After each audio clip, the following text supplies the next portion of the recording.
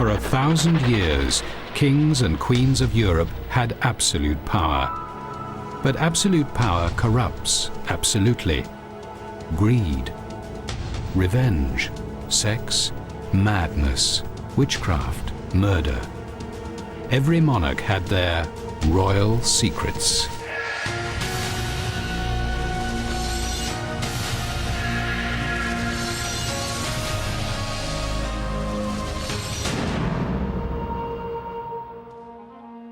Throughout history, kings had the power to pick lovers on a whim. Female royals also enjoyed the same power.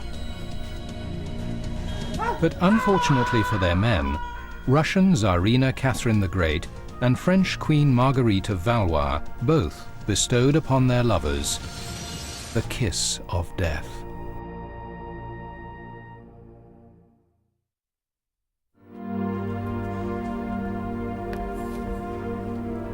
Marguerite of Valois was a renowned beauty. She fed a lifelong hunger for passion with countless lovers.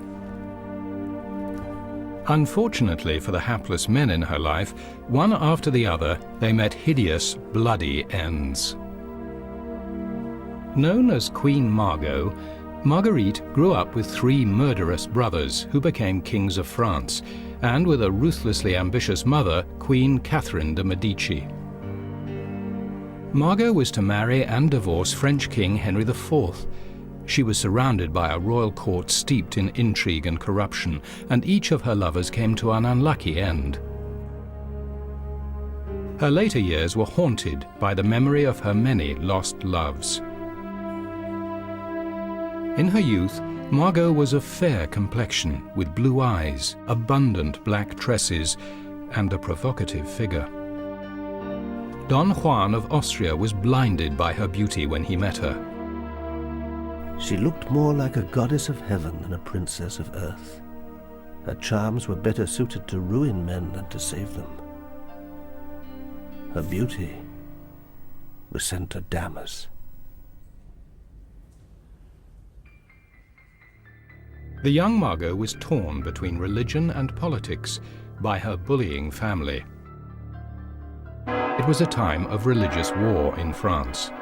In 1572, her mother devised a diplomatic scheme for the Catholic Margot to marry Protestant Prince Henry. The reluctant 19-year-old Margot had to be physically forced to the altar for the arranged marriage. She never said, "I do," during the ceremony. One of her brothers had to push her at the appropriate moment, and the nod of her head was taken as her affirmation of the vows. The marriage was a cynical trap set by Margot's mother to lure the unsuspecting Protestants to Paris.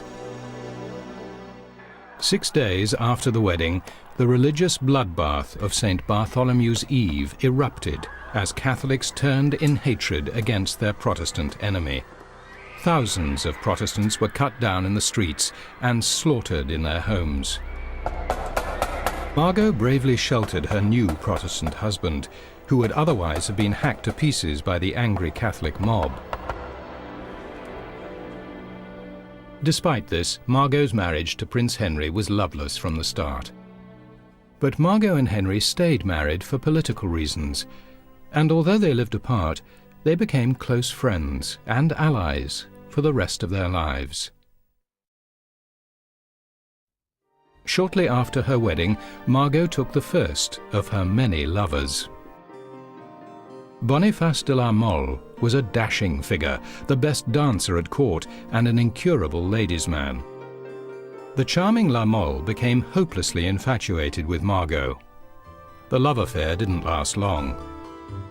A wax effigy was found in his room, and he was accused of plotting to kill Margot's brother, King Charles IX, by witchcraft. Margot's mother, Catherine, ordered him executed. Imprisoned here in the Conciergerie in Paris, La Mole was first horrifically tortured with the boot, a device that crushed every bone in the foot.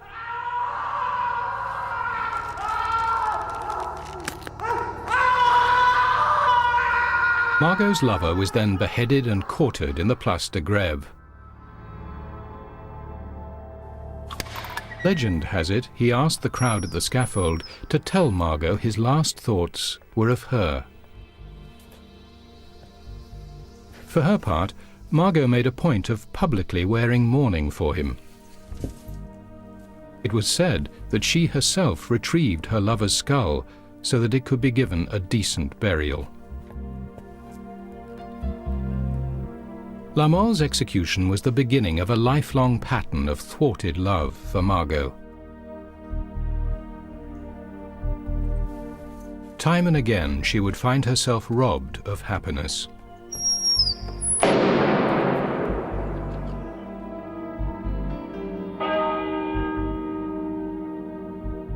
Margot's brother Charles IX died soon afterwards, to be succeeded by her next brother Henry III.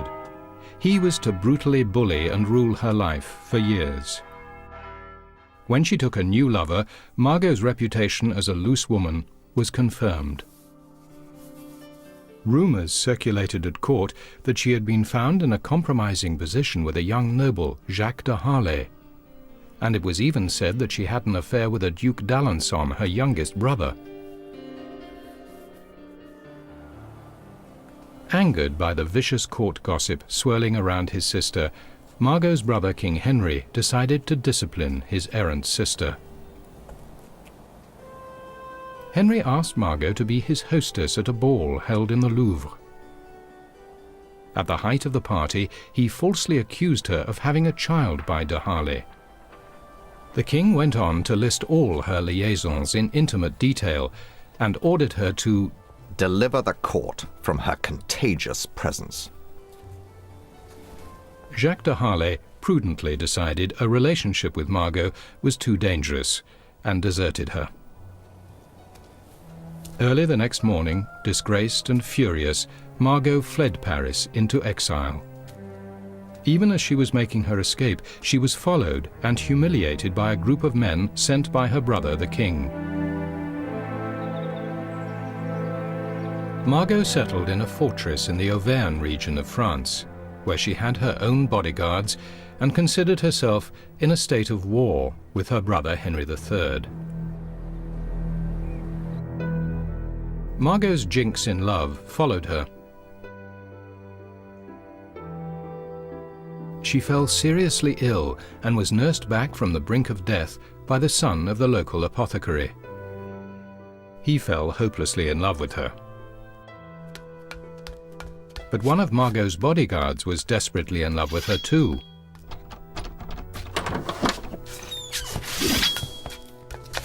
In a jealous fit, the bodyguard burst into Margot's bedroom and stabbed his rival to death. Undaunted by this string of tragedies, Margot found another lover. To the annoyance of her brother, she now fell for an army captain. Margot described him as a touching figure who in an earlier century would have inspired the songs of troubadours. Trying to escape Henry's spies, the lovers were betrayed and apprehended by the king's troops. Margot tried to save her lover by hiding him in a chimney, but he was found, and Henry ordered him executed in front of Margot to teach his sister a lesson. Kissing a fragment of one of Margot's blue velvet gowns, the unfortunate young man was strung upside down until his head filled with blood. Still breathing, he was then dropped headfirst into an open grave and buried alive.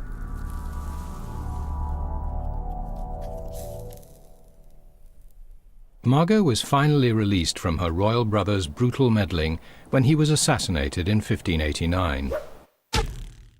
Margot was at last free from her dangerous and hated brother. Margot's estranged husband now became Henry IV. Middle-aged and still without an heir, Henry needed to secure a dynastic grip on the throne. In order to be able to marry again, he would have to divorce Margot. Margot agreed to the split, but her price was a large annual allowance and a huge settlement. The divorce made Margot a rich woman. Now known as the Pearl of France, Margot continued to look for love. Still seeking virility, she democratically chose her lovers from all walks of life. There was a cathedral choir tenor, the son of a local carpenter, a shepherd, a valet de chambre, and even a strolling musician. Margot eventually persuaded King Henry to let her leave the provinces and return to Paris, but she was a parody of her former self. Now in her 50s, Margot still insisted on dressing in the style and fashions of her youth. She had grown very fat and wore a great deal of makeup. She had lost her glossy, abundant dark hair and wore huge blonde wigs, half a foot higher than the current fashion. For a constant supply of hair, blonde footmen were kept at hand to be shorn whenever she needed a new wig. Margot's unlucky affairs continued to cost her hapless lovers their lives.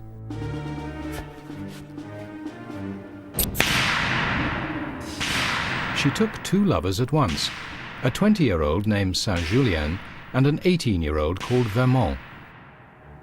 They were rivals. Vermont murdered Saint-Julien, shooting him through the head in front of Margot as they were returning from Mass.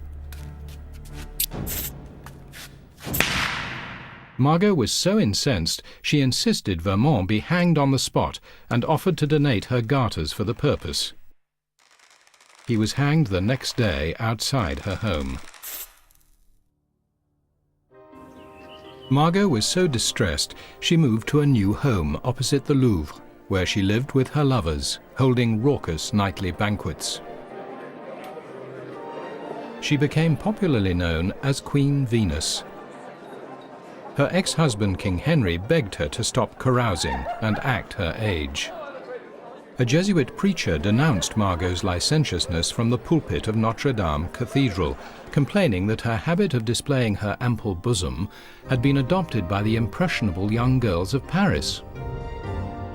Stories about her abounded, that she was so obese she couldn't get through doors, that she had emergency wigs under the folds of her huge skirts in case of accidents, that she kept little scented bags under her girdle containing the embalmed hearts of all her dead lovers.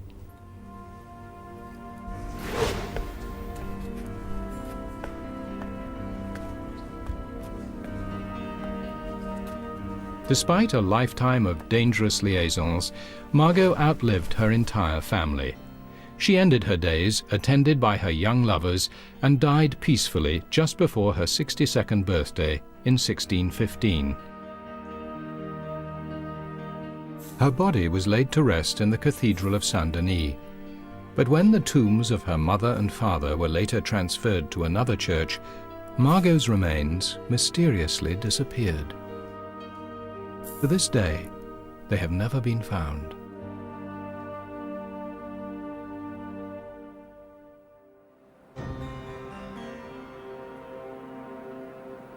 "200 years later, in Russia, another royal proved to have the kiss of death. But unlike Margot, this monarch loved power as much as she loved her paramours. She was Catherine the Great, Tsarina of all the Russias.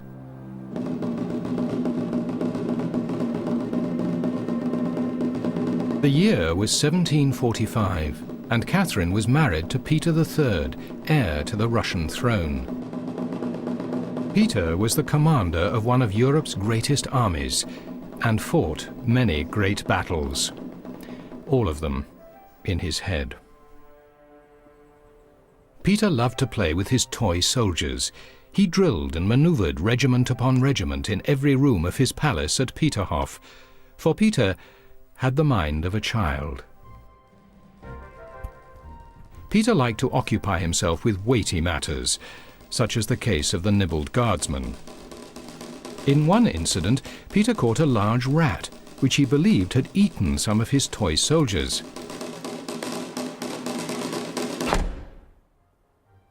The rat was formally court-martialed and summarily executed. Its body left suspended on a toy gallows as a lesson to other rats who might want to attack the royal regiments.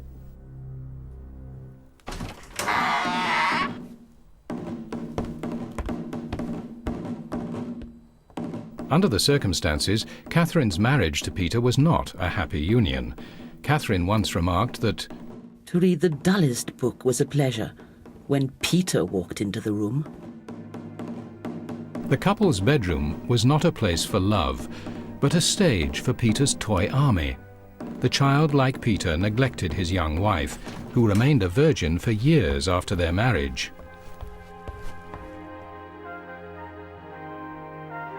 The weak, unstable Tsar was completely under the control of his aunt, the Empress Elizabeth. And Peter had failed in his main duty, to sire an heir. With no interest in having sex with Catherine, the chance of fulfilling this task was remote.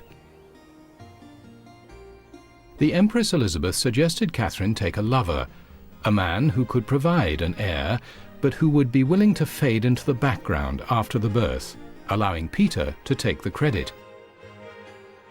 At a masked ball in the autumn of 1753, Catherine met Sergei Salchukov, a dashing young officer in the Imperial Guard. Catherine was still a shy, unhappily married virgin. Sergei was married to a dull lady-in-waiting who knitted sweaters for Catherine's pet poodle. Catherine thought Sergei as handsome as the dawn, and her passion for him blossomed. To avoid the prying eyes of vicious court gossips, Catherine and her lover resorted to secrecy and took great risks to meet.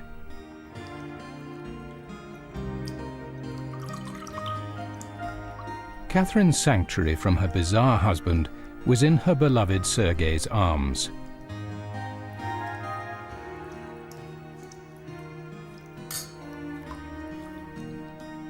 But that was about to end. Catherine became pregnant. With that news, Sergei was removed from court, his duty done. When she gave birth to a son, the baby was taken from her and sent to the Empress Elizabeth to be raised as the future heir to the Russian throne. Catherine was alone once more.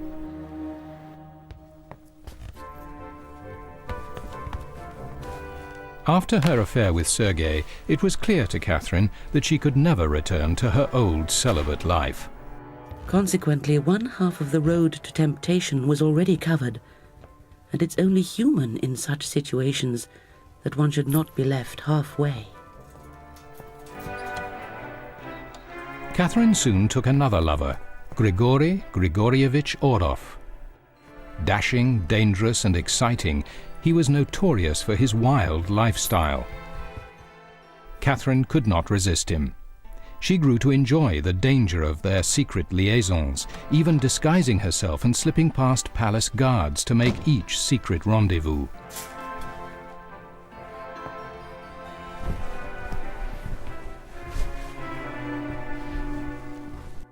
When Catherine became pregnant again, even the feeble-minded Peter might have noticed, so she took steps to hide her condition.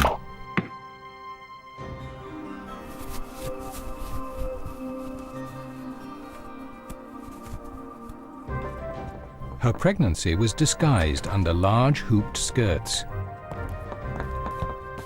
When she went into labor, one of her servants agreed to burn down his own house to distract Peter. Unable to resist a good fire, Peter rushed to watch the flames, leaving Catherine to have Orlov's child in privacy. In all, Catherine had 3 children by Orlov. Empress Elizabeth died in 1762, and Peter was proclaimed Tsar of all the Russias. Peter's sexuality awakened when he took a mistress and fell in love. He took steps to divorce Catherine and banish her to a convent. She had to take action. Aided by Catherine, Grigory Orlov and his brother Alexei fomented resistance to Tsar Peter. Many army officers were only too willing to see the mad and inept ruler deposed. On the 28th of June, Catherine seized her chance. With her husband Tsar Peter away from St. Petersburg and the city empty of guards, Catherine urged her lover Orloff to take action.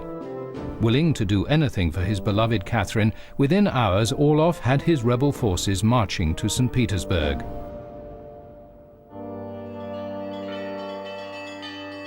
Before Peter even knew of the coup, Catherine had placed the imperial crown on her own head in Kazan Cathedral. The army acclaimed her as the new Russian ruler. As the news spread, more and more nobles rallied behind her. Peter III's short reign was over. The devoted Orloff took the former Tsar into custody, but he and his brother Alexei were restless guarding the prisoner they referred to as the monster. Alexei wrote to Catherine, "Our monster has fallen very sick and has had an unexpected attack of colic. I'm afraid that he might die tonight, and fear still more that he may live.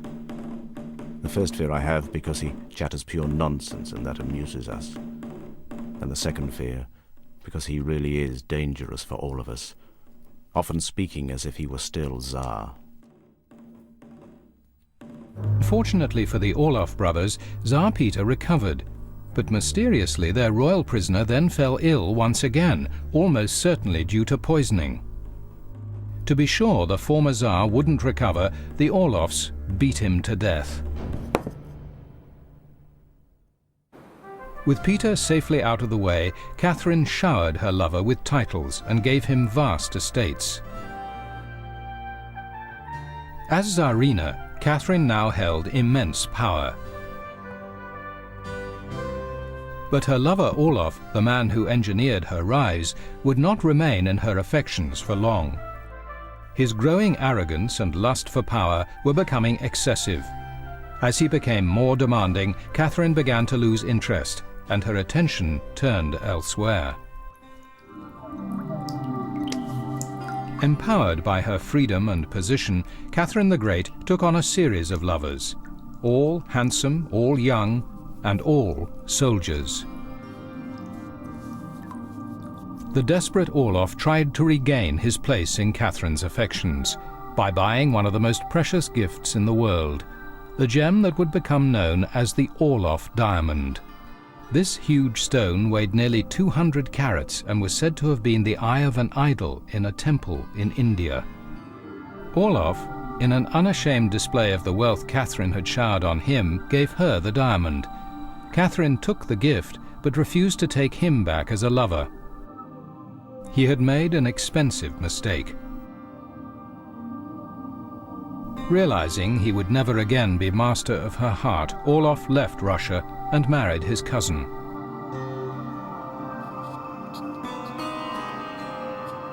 Grigory Orloff died in 1783.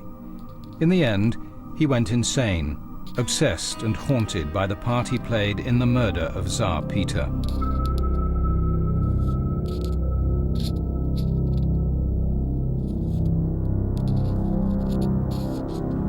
Catherine herself died on the 6th of November 1796, aged 67. It was said by her enemies at the time that she died trying to make love to a horse whose harness broke, crushing the unfortunate Tsarina.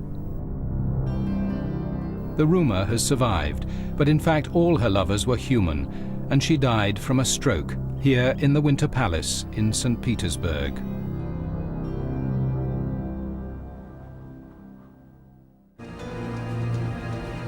Catherine the Great used her passions to secure a throne. Queen Margot bedded any man she wanted. Both loved an army of unlucky men who unwittingly suffered the kiss of death.